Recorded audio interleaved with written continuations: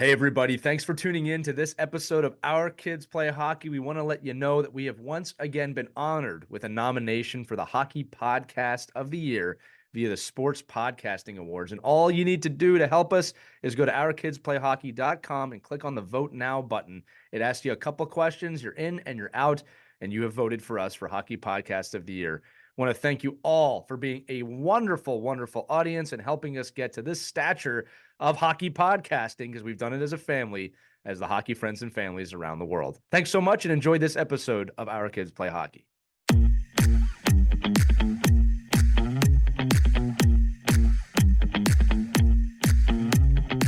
Hello, hockey friends and families around the world, and welcome to another edition of Our Kids Play Hockey. A very special episode today. I'm joined by Christie Burns. I'm Lee Elias. You know, NCAA hockey features some of the most intense rivalries in the sport. But when it comes to making the game more inclusive, everyone is coming together for the cause.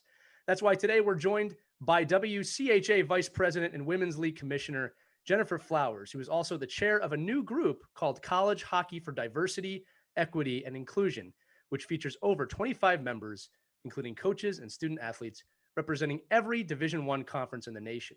We're also joined by Sophia Burns, a member of the group and a junior student athlete from St. Michael's College in Vermont. Sophia is also Christie's daughter, thus making this the perfect episode of Our Kids Play Hockey and appear on the episodes. One day my son will appear. He's 7. I don't know if his thoughts on this are going to matter just yet, but one day they will. It's wonderful to have you both here today. Welcome to Our Kids Play Hockey.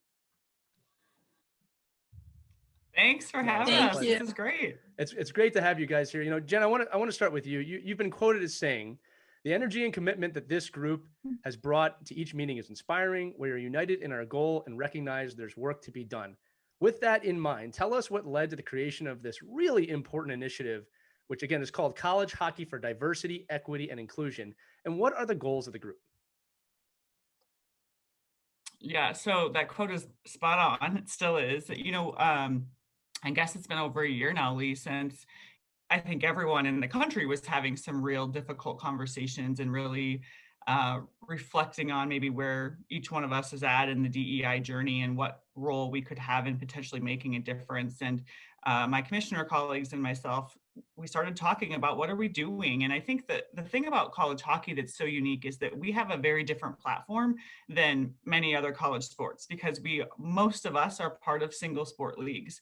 So we felt like we had a chance to try to bring the sport together to make some change. And so, you know, you say that out loud and it feels like it should be real easy, or let's just do it, you know, and the reality is we're talking about conferences all across the country, male and female, different leadership styles, different thoughts, different opinions. And so, and I'm sure Sophia can attest to this, you know, the early stages of us getting things started, we're really just trying to get to know each other and understand where each of us comes from on this topic, what are our overriding goals, and even with that, you said more than 25 people, to try to get all of us on some form of a path to make change has been a little bit of a challenge. But ultimately, you know, at the end of the day, it's really simple, I think, for our group. We want to create some cultural change within the sport. And we use the tagline, one shift at a time, because I think that's the other thing we've really talked about. We're not solving the world in a day. That's not how it works. We want to create a long-standing group that's focused on making hockey better. And our focus is clearly college hockey, but we believe that extends to the sport in general, whether it's the professional leagues, whether it's the youth leagues. There's a real opportunity right now for hockey to self-examine, get better, have conversations that we haven't really been having. And it's been an incredible year so far. We're gearing up to release our first sort of initiatives, if you will, this fall as we kick off the 21-22 season. So inspiring is an understatement. Every meeting we have, I walk away feeling like we're going to make some change, and whether it's change for everyone, I don't know, but it'll be change for some. And that's right. Jennifer, I was really impressed by the response that you received too. It really seems like these college athletes are really committed and really want to roll up their sleeves and evoke some change. And I popped my head in on one of your Zoom meetings just because I was curious about participation, and that screen was full. I couldn't believe all the faces that were on that screen. Sorry, I did that to you. Yeah, Yeah, the commitment is real. I think that's what you find, right? When you're in a topic or in a space that people are passionate about. The core group of our membership, of our committee membership, shows up every time because they mean what they say. We're not just checking a box. And I think that was the other thing that, we came together like last September. It's been almost a year, but we didn't even kind of formulate anything or put anything out until February, late January, February, because it isn't a check the box for us. It really is a project. It is ongoing, and our loudest and strongest voices are student athletes. And if that doesn't give you some sense of like excitement that this generation is prepared to change the world, then that's part of why it's so inspiring. Jen, you bring a great point. We talked a little bit before the episode about how communication is key with any issue, really. And what's amazing to me about the country right now is that it's so divisive. And the idea is that people are set in their ways. And it's funny because the older I get, the more I can see that coming in. Like, I know what I know kind of thing. And conversations are not happening enough. And it seems like people are always surprised. And Sophia, this is where I'm going to transition to you, that the university level is where new ideas come from. And a lot of people fight that, unfortunately. But I think it's wonderful that the university system is really spawning things like this. And really, you're starting the conversations that need to be had that are really going to change the future, right? Again, people that are older, I'm not making fun of anybody, but you get set in your ways and you start to move down. It's really the generations behind that make the change. So, Sophia, my question for you is, tell me about your experience when you first heard about this, what it was like to get involved, and why you're so passionate about this. Because again, just for those listeners out there, I want you to know that Christie is beaming with pride right now. I can see it on her face. All right. And I just want to make sure, because some people do listen to this instead of watching it. But Sophia, again, eyes on you. Tell us about why this is so important to you, why you got involved, and how you see this going. Well, my coach first approached me with the idea of the group when it was first in the growing phases, but ever since when did you write the first puck hog? You were 8. I was 8. So we started reading to schools, and we live in Syracuse, we go to the city schools. Yep, there it is, puck hog. I got a copy I'm holding up. And a lot of the kids in the city, they never heard of hockey. It wasn't something they're exposed to, whether that was because it's an expensive sport. There's not a lot of diversity within hockey. There's not a lot of people that look like them that play hockey. I think there's, as of like 2020, there's maybe like 43 players of color out of 700 professional NHL players. And I mean, it's so hard for them to get out there and be exposed to it, but we would go and we'd read the book to them. And it's the most rewarding experience. Like, you got so much out of it, like showing them this new sport. And we would give them the little knee hockey sticks, and we'd play knee hockey. Or I bring my like ice stick, and I'd stick handle, and they thought it was so cool. And that's really where my passion stemmed, because I saw their eyes light up, and I want them to be able to play the sport that's given me so much. And hockey's just like my favorite thing in the world. So if they want to be able to play, they should be able to. And I don't think the lack of inclusion, the barrier there, should be what prevents them from doing it. Right. And we recognize that hockey can be expensive. And we were in areas of, socially, economically disadvantaged communities. And just because they can't afford it, it's such a huge barrier for them. And we were thinking, what can we do? So, we brought the knee hockey sticks in, but we just would think, imagine if they could step on the ice. I know. What they would feel, what they would experience, what you experienced when you were a little kid. We wanted that for them. So when this opportunity came, I know we talked about it, and we thought, maybe this will help open some doors for kids who, it is the greatest sport in the world, we think anyway. Yeah. And every kid should have an opportunity to play. So maybe this will help. Yeah, I know so many of them asked me just so simply, like, what's it like to play hockey? And I'm like, it's like the best thing ever. Like, it's addicting. Yeah, I wish they could just be able to do it as easily as, a lot of us were.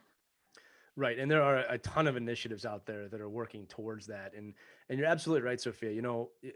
I think it's easy. I'm not trying to call anybody out here, but, when you're sitting behind a computer screen and typing, it can be easy to have an opinion like that. But when you get out there to anyone, around the world and hand them a hockey stick and watch them fall in love with the game. That really is the key to the entire operation, right? I mean, the game will not survive if we don't open it up to everyone and keep it inclusive. So, Jennifer, going back to you, this is a college initiative right now, but it's not limited to that, right? You're trying to make college hockey a welcoming environment for everyone. But what can be done to inspire positive cultural change in every rink in America, right? Because again, while the WCHA and this commission is leading this, I doubt it's just to keep it within this bubble, right? You're looking for an initiative that's going to span the globe. Yeah, what's really interesting is when we did make our announcement and kind of formulated, we're here and this is some of the work we're doing, there was a number of reach outs trying to figure out, because I think everyone really across the country and especially within hockey, USA Hockey, youth hockey, the hockey humanitarian group, I mean, everyone is kind of going through their own DEI journey a bit right now. And we realize that big picture, we need to do this together, that this isn't going to be, we can't be siloed, because hockey is a small enough sport from top to bottom that we should be working together.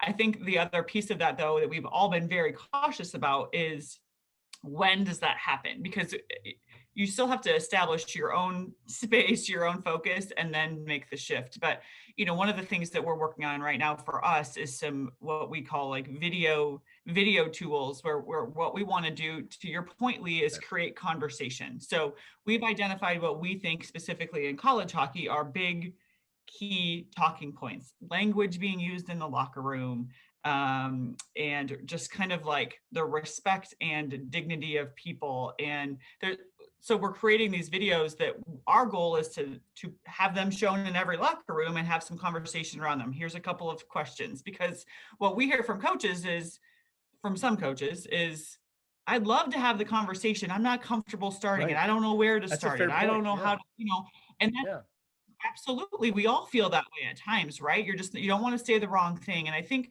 that's a very real feeling from folks when we get into the conversation. So we're trying to create these places where we can say, here's a start for you. Have the conversation in your locker room, because oftentimes it's just something that people haven't thought of. Put yourself in someone else's shoes for a while. And that type of thing, we believe, could also translate in either direction.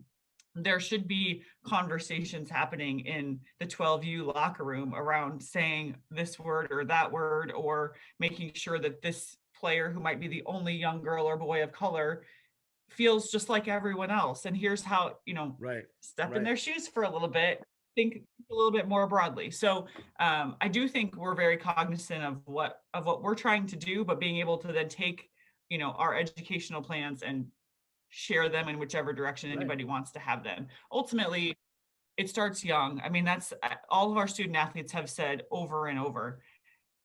We were hearing these things. We were saying these things in our locker room when a lot of our female players played with the boys growing up, right? So the conversations are different. And so that's, I would say, the one challenge that I think we're going to have, and I think we're feeling that a little bit right now, is some of the difference now between men's hockey and women's hockey. There's a difference. There's a bit more of an inclusive space in women's hockey than there is in men's hockey. How do we fix that? How do we merge that? So we've got a lot of work to do. I mean, let's be honest, we're in it for the long haul, though. That's one shift at a time. I just keep telling myself that, because I'm not very patient. There's a great quote that I use a lot. People think I'm joking when I say this, but there's this great quote in a Spider-Man movie. Okay, I'm being honest with you. And he says, it's not about saving the world, it's about saving one person at a time. And you can really apply that to a lot of things, right? With this initiative, it's not about changing the world overnight. It's about one person learning at a time. If I can make myself vulnerable for a minute, within my own hockey journey as a man, growing up in the 90s and playing in the 90s and the turn of the century, there was a lot of, let's just say, choice phrases that were very common in the locker room. And, for all the guys listening, I think this is important, right? I remember two in particular, and again, I'm going to have to navigate this carefully to not say anything weird, right? I'll give you one. There was a derogatory term we used towards women all the time. All right. Right. And what I mean by is, don't be a blank, for those of you who can fill in the blank. I remember my wife, who's an incredibly strong woman, I'm surrounded by strong women my whole life, said to me one day, why do you guys say that? And then she said jokingly, we push kids out. You guys can't even take a flick. And it was kind of a funny conversation without getting into it. But the point is she goes, why do you say that? And I realized in that moment, why do I say that? Why do I say that word? And again, it's because I've been hearing it my whole life. But here's the thing, and this is what I want to convey to everyone out there. Once I realized it was wrong, I just stopped saying it immediately, right? And again, I never meant anything by it when I said it. It wasn't like I was thinking, right? But my wife put me in her shoes for a minute, and I realized, why would I say that? It doesn't make any sense. Another word, I'll just, in the 90s, this was very prevalent against someone's sexual orientation, right? And we all said it. And then one day I realized, I said, what am I saying this for? Like, this is going to hurt someone. Odds are there's a gay person in my room all the time. Odds are, right? When you look at the numbers, why am I saying this word? And again, I just snapped and stopped. And that is how easy it can be. You just make the decision, you take the ego out of it. And again, like it's hard to talk about because it's almost embarrassing to talk about it, but I'm guilty of it. I used to do it, but I want everyone to hear that, because when you realize something's wrong, don't be prideful about it because I've been saying this my whole life. Just stop saying it and say something else. It is that simple. Anyway, I wanted to share that story, And then maybe tell someone else of course, saying it yeah. too, right? Yeah, go ahead. That's so good. Yeah. I'm so glad you said that, because sometimes it does feel like it should just be so much more simple. Just take a second and like be that other person for just a second. And it doesn't mean that you don't, it doesn't mean you're a bad person. It just means like, maybe I didn't think about that. So if you think about it, and then next time you hear someone else say it, encourage them to think about it. Jen, here's the funny thing about it is that everyone can be called something that's going to bother them, right? Like I'm Jewish, all right? I'm Jewish. I've been called derogatory terms towards that. And it's like, I think about it, it's like, what makes it okay for me to say this term, but I get upset when someone says that term? And again, it's a big hypocrisy at the end of the day. But the key is this, because I don't want anybody to try and think I'm being extra right now. All right. The point I'm making is that you said it. You got to put yourself in someone else's shoes. Take the ego out of it for 5 seconds, right? If you have a problem with someone saying, hey, don't say that, the problem's with you, right? Like there's a reason you might be hurting someone. And again, this opened up my brain. Again, I'm not trying to sound like a hero. I'm really not. It's just, I remember when my wife kind of like really made me think about that. And I realized all the things I might've said in my life that might've been offensive. And the thing is this, I can't change that. All right. But I can change it for the future, right? I can't go back and change it, but I just made a decision. I'm not going to say that word, even though I never had any intention of hurting someone, but I've said that around women. I've said I'm trying not to say the word. I've said the anti-gay slur with gay people, and I'm not even thinking about it. And it's like, again, I was a kid. I feel like I have to defend myself a little bit now. But my point is, you make a decision not to say it anymore, and you move forward with your life after that, right? Again, sorry, I'm not trying to take the airtime here. I thought that was important for people to hear that it's embarrassing, but the other side of this is so much better than staying in it, right? Right? You don't realize how much that can really bother people or someone in the room that maybe isn't out or just doesn't say anything. In fact, women put up with this for so long. I don't understand it, to be honest with you. All right, now I am talking too much. You guys take over. All right. I would love to hear some of the ideas, some of the strategies being discussed, Jennifer, because as Lee mentioned, some of them are simple fixes, easy fixes, but others not so much. What are some of the ideas? And you've got student athletes from all across the country coming together. What are some of the, brainstorming that's gone on? Some of the ideas that you heard that you thought, wow, every rink in the country can do this. Yeah, that's the key. We've tried to be pretty strategic about what's attainable.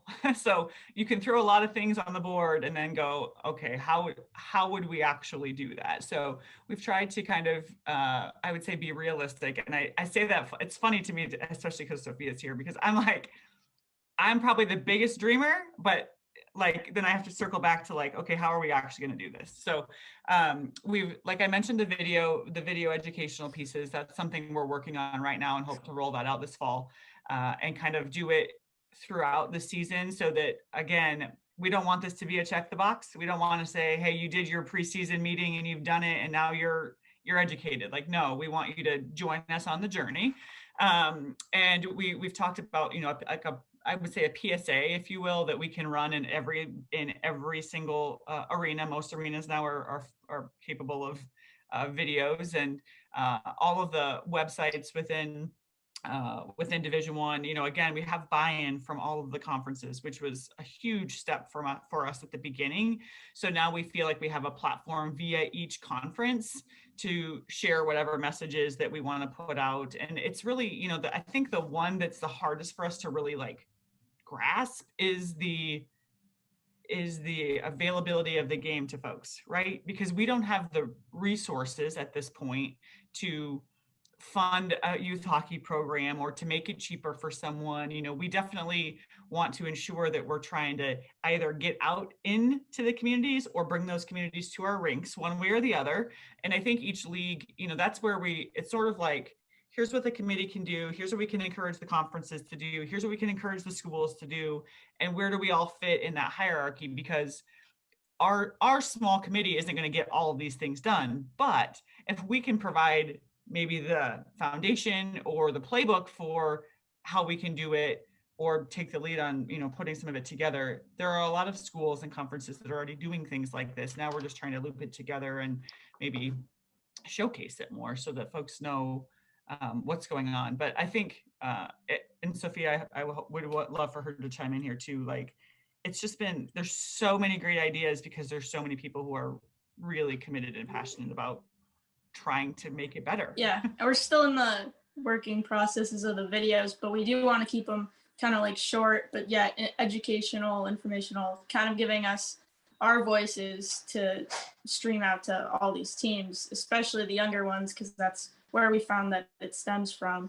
But another idea that I kind of like, I talked to Jen about was having some kind of like flyer at every rink that says like you belong here, or everyone's welcome, or having like our one shift at a time kind of, and the link to our website, just so, there are people that maybe wouldn't necessarily be at a rink and they're there and they see, oh, I do belong here. So, and that's something easy that could be at every rink. Just the first thing you see when you walk in. Yeah, Sophia, I want to follow up on that. When I played college hockey, one of the things we used to do, I played up in northern New Jersey, and we used to go into Newark and read to some of the kids. And what I remember as a freshman, which was a long time ago, was these kids looked at me like I was an NHL athlete. They didn't know the difference between me and, at that time, Eric Lindros, right? It's not Eric Lindros anymore. But the point I'm trying to make is, it is a massively impactful moment, both for the player and the kids when you're able to see each other like that. So why don't you tell us a little bit about what you're trying to do to get into communities, and maybe some ideas, and how kids can get involved in the sport. We've touched on this, but I want to hear it from your point of view. Well, I know with COVID winding down, fingers crossed, we can start to be more hands-on with our community outreach, because we kind of missed that in our beginning processes of our group. And I know we wanted to, but it was just hard.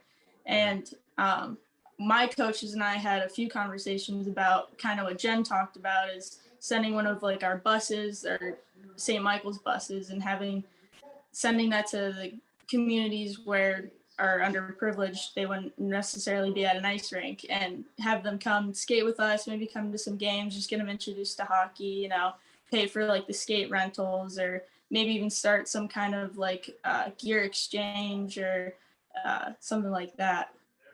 That's a great idea. I think that's great. I think, every college can do that. Yeah. That's a simple thing. And you're right, Lee, when college athletes walk into, an elementary school, they're superstars, they're heroes. And so you've captivated them. Now you can use that to spread some good messages, that celebrity status. That's a beautiful thing. It's powerful. It is. Well, and I know in our group, all of us, we're so thankful to be playing at the college level, and we want to use our platform for this. Like, we're just pouring out everything we can into like spreading the sport into these kind of communities where they wouldn't see it. Yeah, one of the things we talk about in our league often when I meet with the teams is the responsibility that the players have to keep the game going. I mean, that's the word that I use. I think it's a responsibility now of this demographic of college women specifically, to encourage, promote, help, support, whatever those words are, because that's the way that it happens. And so that's the challenge kind of, back to all of our college athletes is, you have a platform, you also have a responsibility that like someone kind of did that for you, and we're not asking for a lot, but if, to everyone's point, they walk in once, they come into one rink, the eyes of those young people light up so quickly that the impact even an hour has is immeasurable. So we need our college athletes and our college programs to really invest and buy into that type of process, because it will help. Right, you have to send the elevator back down, right? One of the things I love about NCAA hockey and just college hockey in general is it always has separated itself a little bit from basketball and football and some of the other major sports, in the sense of the student athlete moniker, right? Now, when I played college hockey and coached college hockey, I took the student part of that super seriously, right? And I think most colleges do that at both the men's and women's level, right? And one of the things I want to impress upon our audience, and again, for some reason, I always felt like this was a little bit forgotten or backwards, but we talk on the show all the time about hockey as a vehicle for your growth as a human being, right? But we almost kind of put that sideways to like, yeah, but they could play here, or yeah, but they could play there. And I just think that long-term value, look, if you get to the NWHA or you get to the NHL or you get to play somewhere beyond college, that is amazing and it's awesome. And I wish that for everybody that wants it. But the truth is the skills you learn in hockey transcend hockey. All right. And at some point, all of us have to stop playing, right? At some point.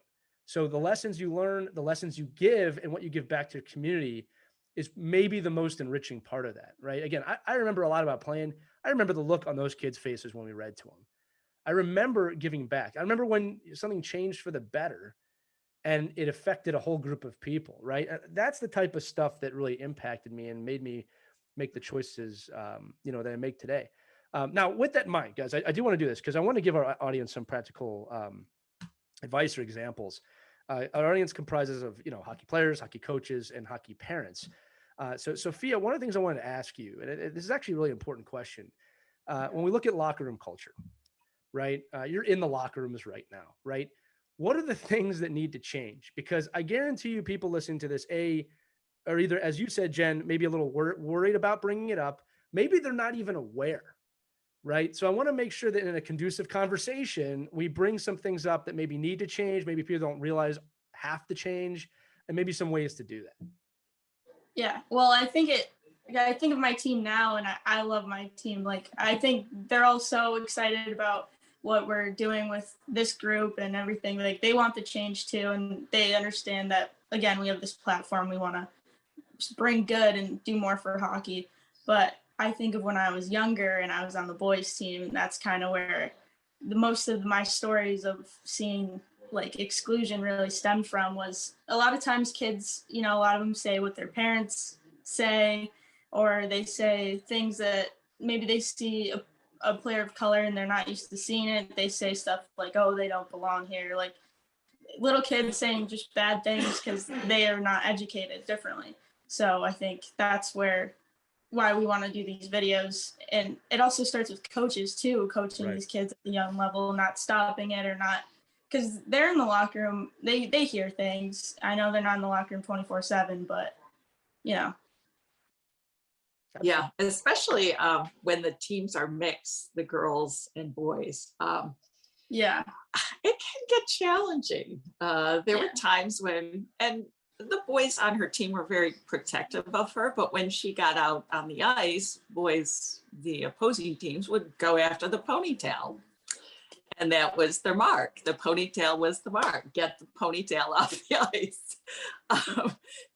So I'm not sure if that still happens. Maybe they're more accepting of it. But you felt a lot of that when you were out there, especially when you're playing a team that wasn't mixed with boys and girls. And it was an all boys team playing a mixed team. And the boys on the other team didn't understand why are there girls on your team? So that culture needs to change. It needs to be more accepting. Girls are fantastic hockey players, and boys who don't get that, they need to understand. And once she's out on the ice, they prove it.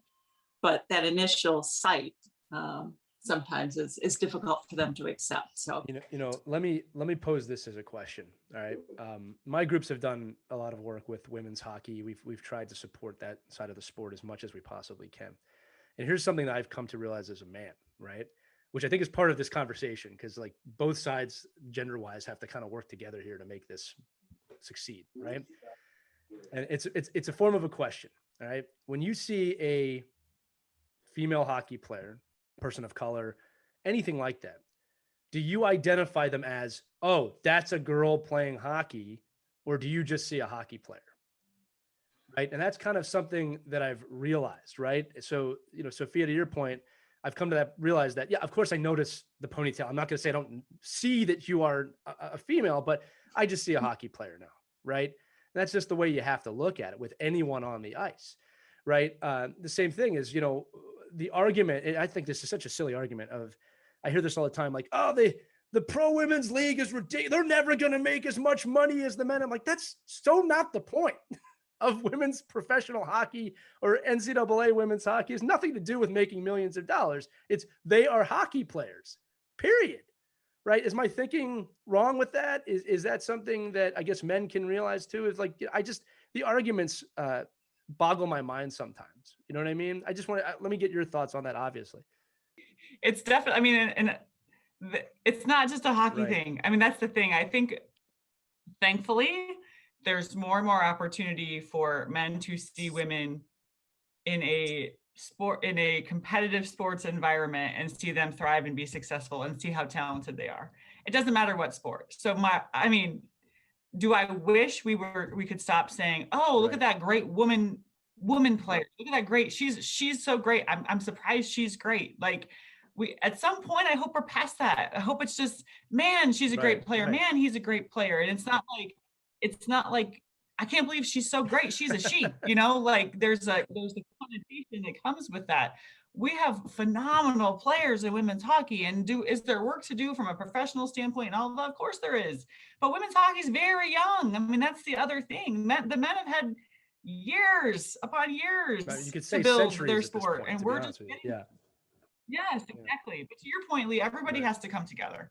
Like that's the thing. We're not going to make change. We're not going to get people's minds to shift a little bit. We're not going to get people to kind of open up and see it all if we're not doing it together. As a woman who's advanced in a career that is very male dominated, and Christie, I'm sure she's gonna say the same thing. You have to have men champions. You have to have a male who has supported and pushed your journey. And I'm hopeful that for Sophia, she's going to have women champions, and we're to that point now. But none of us have gotten where we've gotten without some men who have said, hey, I get it. You're ultra talented. We need you in this room, and have accepted that, whether that's in a room full of commissioners where I'm the only female, or whether it's on the ice where Sophia's the only ponytail. Either way, that group of people has to accept and love and support that inclusivity, because that's where the change comes. Absolutely. Yeah. And we do have a long way to go. Just 2 weeks ago, we were in line at the grocery store, and a conversation came up because she had her hockey jacket on, and the cashier looked up and said, oh, who plays hockey? And she said, I do. And they looked at her like she had 3 heads. Wait, ice hockey? Yeah, you play ice hockey, but you're a girl.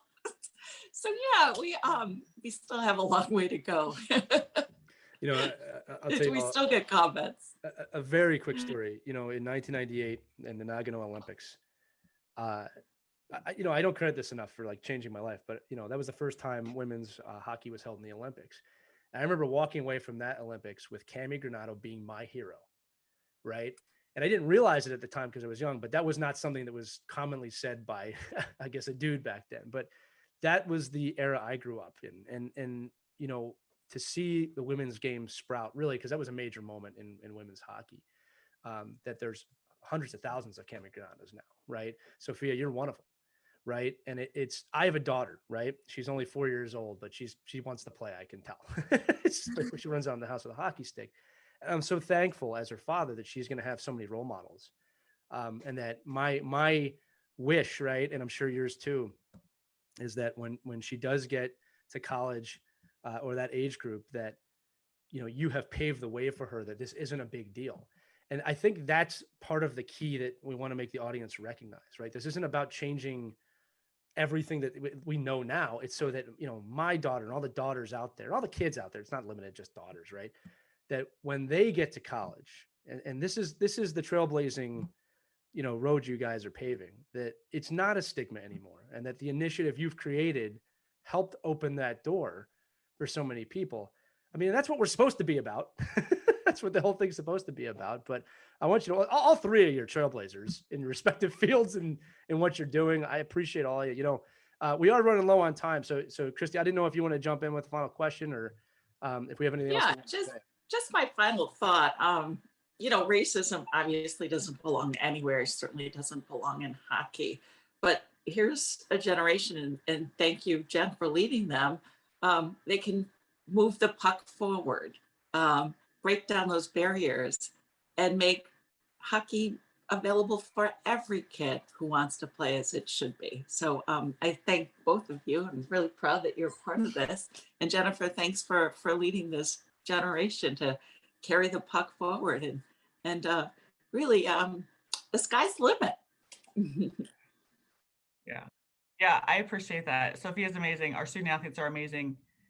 We know we're making change, and that if we can stay patient and really stay true to that this is a journey for us, so that, as Lee said, we hope that some of these things that we're talking about right now in 5 years and 8 years and 10 years, it's a different conversation because we've advanced past having to educate about some things. Maybe we've achieved that and now we're really living it differently. And I'm really proud to be a part of this group. It's phenomenal people. It's a sport that we all love, and we want everyone else to love it as much as we love it. And we want to give them the space to come and love it safely and enjoy it. And I think we're going to do great things. And I think if we stay patient and if we stay focused, we're really going to, one shift at a time, make some real the road change. for tomorrow starts today, right? Well, I want to be honest with you. It was an honor to share this episode with the three of you. I'm going to say it again. The three of you are all trailblazers, and I learned myself a lot today, and I hope the audience learned a lot as well. Jennifer Flowers, thanks for joining us. Sophia, thank you so much for being here. Christie, this is the happiest I've ever seen you on any episode we've ever done, which is wonderful to see. I'm Lee Elias. Thanks so much for listening to Our Kids Play Hockey. If you want more information about this initiative, check out collegehockey4dei.com. That's the number 4. Again, we'll make sure that we put it on the bottom of the episode or accompany it. You can check out more Our Kids Play Hockey episodes at ourkidsplayhockey.com or wherever podcasts can be heard. Thanks so much for listening. You have a wonderful afternoon, morning, or evening, wherever you are. Take care. Have a good one.